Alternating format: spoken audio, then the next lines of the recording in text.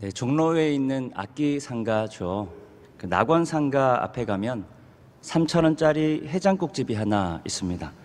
원래는 2,000원이었는데 3,000원으로 올랐더라고요. 일반적인 식당과는 조금 다른 모습이라 코로나 이전에는 1년에 두세 번 정도 가서 밥을 먹곤 했는데요. 며칠 전에 오랜만에 한번 다녀왔습니다. 식당에 들어가면 다소 지저분해 보이는 통나무 식탁 위에 수저통이 하나 놓여 있습니다. 식당에는 수염이 덥수룩한 아저씨들과 또 제법 지쳐 보이는 분들께서 3,000원짜리 해장국 그리고 3,000원짜리 막걸리로 점심을 해결하는 모습을 볼 수 있습니다. 적당히 자리에 앉으면 깍두기 한 접시와 밥 한 공기 그리고 잠시 후에 해장국이 나옵니다. 일반 식당과 조금 다른 점이 있다면 식탁도 식당 내부도 그렇게 깨끗하지가 않습니다. 에어컨도 없어서 식사를 하다 보면 좀 더울 수 있고요. 이마와 등줄기에 땀이 흐를 수도 있습니다. 수저통에 있는 수저들도 하나같이 다 짝이 안 맞습니다. 또 먹다 보면 모르는 사람이 당연한 듯 해장국을 들고 제가 앉은 식탁에 앉아서 밥을 먹기도 합니다. 제가 굳이 이따금씩 그곳에 가서 밥을 먹는 이유이기도 한데요. 거기서 밥을 먹고 있으면 이런 생각을 하게 됩니다. 우리가 10,000원 남짓한 돈을 내고 식사를 하면서 누리는 것들이 있죠. 깔끔한 식당과 친절한 서비스, 그리고 더운 여름철에 시원한 공기와 좁지만 식사 시간만큼은 방해받지 않는 4인 식탁의 작은 공간들도 어쩌면 당연한 것이 아닐 수도 있겠다. 우리가 당연하게 여겨왔던 것들도 오늘 설교의 제목처럼 think, 생각해보면 thank, 감사한 것일 수 있겠다. 시인 나태주 씨가 행복에 대해서 노래합니다. 저녁에 돌아갈 집이 있다는 것, 힘들 때 마음속으로 생각할 사람이 있다는 것, 외로울 때 혼자서 부를 노래가 있다는 것, 그것이 행복이다라는 겁니다. 마찬가지로 우리는 감사에 대해서 이렇게 고백해야 합니다. 바쁜 일상이 우리를 지치게 하지만 저녁에 돌아갈 집이 있음에 감사합니다. 삶이 힘들고 고단하지만 생각해보면 함께 나눌 수 있는 사람들 있음에 감사합니다. 때때로 사무치는 외로움이 찾아올 때 있지만 하나님 늘 내 곁에 계시니 감사합니다. 외로운 신앙 순례길 함께 예배할 수 있는 이들 있으니 감사합니다. 매 주일마다 담임 목사님 통해서 하나님 말씀 주시니 감사합니다. 연약해질 때마다 하나님 말씀 붙들고 살아가게 하시니 감사합니다. 주님 주신 생명, 주님 주신 오늘 하루의 삶이 하나님 감사합니다. 이렇게 또 감사할 수 있으니 또한 감사합니다. think, 생각할수록 thank, 제가 발음은 안 좋지만 감사한 것 뿐입니다.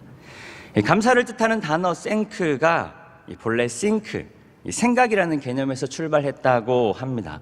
내가 당신을 생각하고 있고 내 마음이 여전히 당신을 염두하고 있다라는 의미가 감사로 발전한 것입니다. 고로 감사는 내가 하나님을 생각하고 있다는 것, 내가 하나님의 신실하심과 선하심을 염두하고 있다는 것에 대한 고백입니다.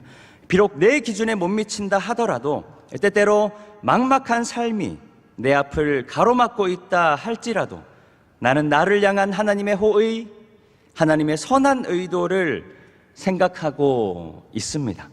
하나님 방식이 내 방식과는 조금 다르다 할지라도 그럼에도 나는 나를 향한 하나님의 신실하심을 알고 있습니다. 그렇기 때문에 생각해보면 감사할 수밖에 없습니다. 만약 우리가 감사하지 못한다면 우리는 우리의 믿음을 의심해 보아야 합니다. 창세기 3장에는 아담과 하와의 이야기가 나옵니다. 하나님 창조하신 에덴 동산에서 모든 것을 누릴 수 있었던 아담과 하와는 자신들이 누릴 수 있는 것에 집중하지 않았습니다. 오히려 자신이 누릴 수 없었던 단 한 가지 그것에 집중했습니다. 바로 선악과입니다. 자신이 누릴 수 있었던 수많은 것들은 다 외면한 채 누릴 수 없는 한 가지로 인해 감사를 잃어버렸습니다. 그 결과는 바로 죽음입니다. 영적 생명이 끊어지는 거죠. 그러니까 감사하지 못하는 인생은 영적 생명을 보장받을 수 없습니다. 오늘 본문 시편 57편은 다윗이 사울을 피해서 굴에 있을 때 지은 시입니다. 사울은 천천히요, 다윗은 만만이라. 불과 얼마 전까지만 해도 다윗은 민족의 원수 골리앗을 쓰러뜨린 많은 사람들의 민족 영웅이었습니다. 그런데 지금은 자신을 죽이려는 사울을 피해서 도망다니는 도망자 신세입니다. 오늘 다윗이 숨어있는 굴에 대해서 어떤 학자들은 아둘람 굴이라고 하기도 하고 또 어떤 학자들은 엔게디 굴이라 하기도 합니다. 어떤 굴이든 다윗은 목숨을 걸고 도망하는 신세이고 그런 중에도 자신을 의지하고 있는 많은 사람들과 함께하고 있습니다. 사무엘상 22장은 그 상황을 이렇게 묘사합니다. 사무엘상 22장 2절 말씀 함께 읽겠습니다. 환난당한 모든 자와 빚진 모든 자와 마음이 원통한 자가 다 그에게로 모였고 그들의 우두머리가 되었는데 400명 가량이었더라. 환난당한 모든 자와 빚진 모든 자와 마음이 원통한 자들 한두 명도 아니고 무려 400명이 다윗에게 모였습니다. 당장에 자기 목숨을 구하는 것도 어려운 상황에 다윗은 400여 명의 목숨까지 책임져야 했습니다. 생각해보면 다윗은 특별히 잘못한 것도 없고 나라를 위해서 또 하나님을 위해 목숨 바쳐 헌신한 것밖에 없는데 대역 죄인이 되어 도망하고 있는 신세입니다. 게다가 자기 몸 하나 간수하기 어려운데 다윗을 바라보는 수많은 사람들까지 목숨을 내어놓을 듯 삶의 고단한 짐을 짊어지고 사는 마치 우리의 인생을 바라보는 것 같습니다. 삶을 가만히 되짚어 보면 마음대로 되는 게 사실 별로 없습니다. 아니, 애초에 내 마음대로 살겠다는 것은 포기한 지가 오래입니다. 나이를 먹어 갈수록 나보다는 가족을 위해서 남편이나 아내, 자식들을 위해서 살아온 세월이 아마 훨씬 더 많으실 겁니다. 그럼 좀 평탄하면 좋겠는데 여전히 사는 것은 힘들기만 합니다. 나는 가족과 자녀들을 위해 애쓴 것밖에 없는데 지금까지 그렇게 열심히 살아왔는데 그 노력이 너무 무색하게 느껴집니다. 전도서의 말씀이 떠오르죠. 사람이 해 아래에서 행하는 모든 수고와 마음에 애쓰는 것이 무슨 소득이 있으랴. 이러므로 내가 해 아래에서 한 모든 수고에 대하여 내가 내 마음에 실망하였도다. 내가 이 정도 노력했으면 나를 좀 알아주면 좋을 텐데 남편도 아내도 내가 노력한 만큼 아니 그 반만이라도 나를 좀 인정해주면 좋을 텐데 자식들은 또 왜 이렇게 말을 안 듣는지 자기 혼자 컸다고 생각하는 건지 자식들 키우느라 니네들 키우느라 내가 얼마나 고생을 했는데 그 고생 반만이라도 좀 갚아주면 아니 갚아주지를 못하더라도 알아만 주면 좋을 텐데 삶이 이러니 우리의 삶 속에 감사할 여유가 없습니다. 그래서 우리는 이 맥주 감사의 진짜 의미를 알아야 합니다. 미국의 한 저널에 1900년대 초 한국 교회에 대한 이런 기록이 있습니다. 한국 교인들은 1년의 감사절을 2번 지켰는데 하나는 보리수확 감사절이고 다른 하나는 일반 추수감사절이었다. 추수감사가 미국의 절기를 가져온 것이라고 한다면 맥추감사는 지극히 한국적인 절기입니다. 교단이나 특정 조직의 결의에 의한 것이 아니라 당시 성도들 사이에서 자발적으로 생겨난 감사 습관에서 비롯된 절기입니다. 출발은 불분명하지만 그 안에 담긴 신앙 선조들의 숭고한 믿음, 하나님을 향한 신뢰와 헌신의 마음은 그 누구보다도 분명합니다. 구약의 첫 열매를 하나님께 드렸던 이스라엘 백성들을 본받아 자신들이 처한 농경 현실에 맞춰 보리를 수확한 직후 하나님께 감사 예배를 드렸습니다. 오늘 우리에게 일용할 양식을 주신 하나님께 감사합니다. 그런데 1900년대 초반은 대한제국에서 일제강점기로 이어지는 격동의 시기입니다. 정치적으로는 국권을 상실하고 일본의 식민 통치를 받는 고난의 시기였고, 경제적으로는 대부분의 국민들이 영세농민으로 살아가던 매우 열악한 상황이었습니다. 우리가 보릿고개라고 하죠. 가을에는 쌀을 수확하고 봄에서부터 초여름까지 보리를 수확하는데, 가을에 수확한 쌀로 이듬해 보리 수확 때까지 버티는 것이 여간 어려운 일이 아니었습니다. 열심히 땀 흘려 수확하고 나면 땅 주인에게 소장료도 내야 하고, 세금에다가 빚까지 갚고 나면 정말 얼마 남지 않은 식량으로 상반기를 버텨야 했습니다. 아무리 열심히 일을 해도 봄이 되면 식량이 모자랄 수밖에 없는 구조적인 빈곤에 시달렸습니다. 그래서 풀뿌리나 나무 껍질로 끼니를 연명하는 사람들도 있고, 그것조차 없어서 굶어 죽는 사람도 부지기수였다고 합니다.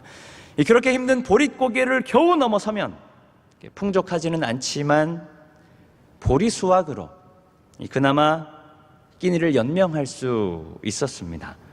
그러니까 맥추감사는 삶의 가장 깊은 빈곤을 경험한 사람들이 인생의 가장 곤하고 배고픈 시기를 지나오게 하신 하나님께 드리는 감사입니다. 가진 것 아무것도 없지만 생각해보니 이 생명 지켜주신 하나님 감사합니다. 요즘 직장인들의 가장 빈곤한 시기가 월급 직전이라고 하죠. 그렇다고 월급날이 되면 풍족해지느냐? 그렇지도 않습니다. 요즘은 월급이 통장으로 들어오는 게 아니라 지나간다고들 이야기하더라고요. 한 달 동안 아무리 열심히 일해도 통장에 돈이 남아있는 건 정말 찰나와 같은 순간뿐입니다. 공과금 나가야 하죠. 각종 세금의 대출이자 보험료에 애들 교육비까지. 그래서 요즘에는 돈이 굉장히 바쁘시다고 이야기합니다. 얼마나 바쁘신지 내 통장에 머무를 새가 없습니다. 그러다 보니 월급날이 되어도 찾아오는 것은 감사보다는 오히려 허무입니다. 그렇게 노력했는데 손에 쥐어지는 게 아무것도 없구나.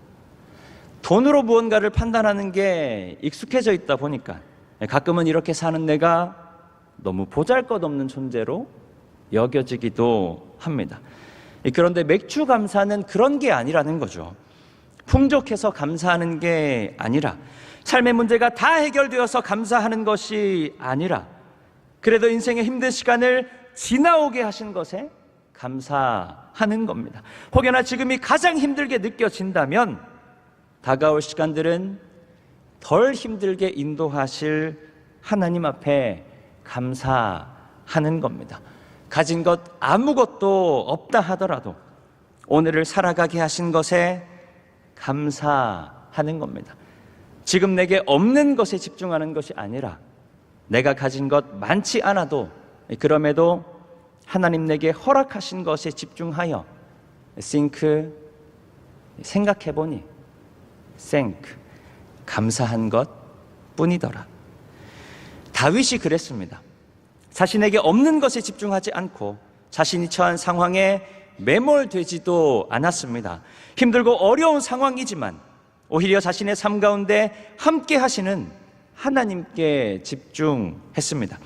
그래서 다윗은 생사의 기로에서도 이렇게 고백합니다. 시편 57편 7절과 8절 말씀 함께 읽겠습니다.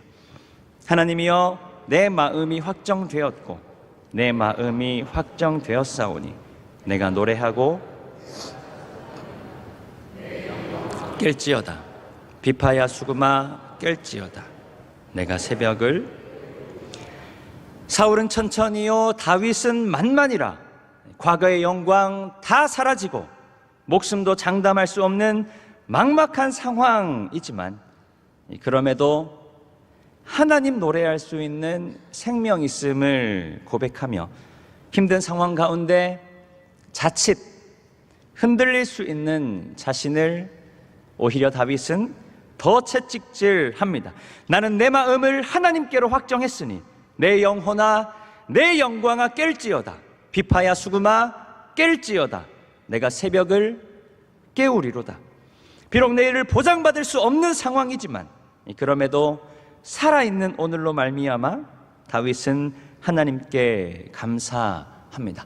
오늘 본문 9절 말씀 함께 읽습니다. 주여, 내가 만민 중에서 주께 감사하오며 뭇 나라 중에서 주를 찬송하리이다. 전혀 감사할 수 없는 상황임에도 불구하고, 하나님을 신뢰하기도 어려운 상황임에도 불구하고 만민들을 향해 다윗은 이렇게 선포합니다. think, 생각해보니, think, 감사한 것 뿐이더라. 사울의 군대가 여전히 나를 쫓아오고 당장의 목숨을 부지하는 것조차 불확실하지만 그럼에도 생각해보니 감사한 것 뿐이라. 내 생명 부지하는 것도 힘든데 나만 바라보고 의지하는 사람들 400명이나 건사해야 하지만 그럼에도 생각해보니 감사한 것 뿐이라. 내 삶이 내 뜻과는 전혀 다른 방향으로 흘러가고 있지만 그럼에도 하나님 나를 인도하고 계심을 생각해보니 하나님 감사합니다. 그런데 오늘 말씀에서 중요한 것은 하나님은 다윗의 이 처절한 고백을 결코 흘려듣지 않으신다라는 겁니다. 이 이야기의 결말이 무엇이냐면, 아둘람에 모인 환난당한 자들, 빚진 자들, 누가 봐도 별 볼 일 없는 자들, 세상에서 소외당하고 버림받은 사람들, 하나님은 감사하는 다윗과 그들을 통해서 유다 왕국을 재건하셨습니다. 이스라엘 역사에 다윗보다 더 훌륭한 왕이 없을 정도로 유대인들이 예수님은 부정해도 다윗은 부정하지 않을 정도로 이스라엘 역사에 다시 없는 왕으로 하나님은 다윗을 세워주셨습니다. 힘든 중에도 감사하며 하나님을 찬양하는 다윗을 하나님께서 사용하신 겁니다. 성도님들, 감사하는 이들을 통해 하나님께서 하나님 나라 세워가실 줄 믿습니다. 감사하는 나를 통해 하나님 우리 가정 위에 하나님 나라 세우시고, 감사하는 나를 통해 우리 교회 위에 하나님 나라 일구어 가시고, 감사하는 나를 통해 내 일터 위에, 내가 다니는 사무실 위에, 내가 행하는 모든 곳들, 모든 사람들 위에 하나님 나라 확장케 하실 줄 믿습니다.